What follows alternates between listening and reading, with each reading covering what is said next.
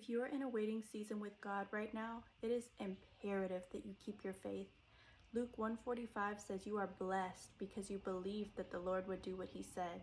I think where a lot of us go wrong is we try to figure out how God is going to do the thing that he promised us. But God revealed this to me. We have the easy job. All we have to do is believe. He has the difficult job of figuring out the logistics, putting the right people in place, preparing us. I can only imagine the complexity of it all. I'm reminded of Isaiah chapter 55 verse 8, "For my thoughts are not your thoughts, nor are your ways my ways, says the Lord."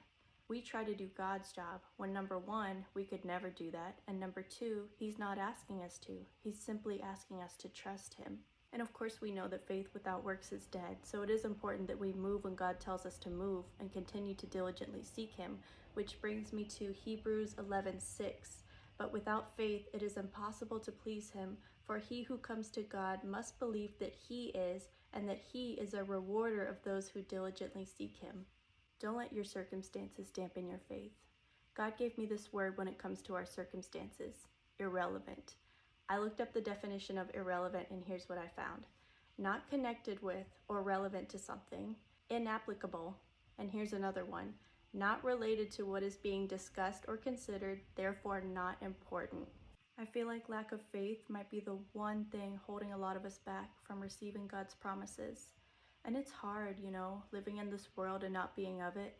We're constantly surrounded by worldly concerns. We're looking at our finances. We're looking at everything happening around us. But I hear God saying, just look up.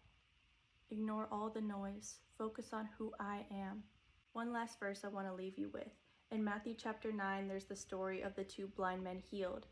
Jesus asks them, "Do you believe that I'm able to do this?" And they say to him, "Yes, Lord." Then verse 29 says, "Then touched he their eyes, saying, According to your faith be it unto you." Another version says, "Because of your faith it will happen." I mean, the Bible makes it so clear that we don't need to overcomplicate things. All we need to do is have faith.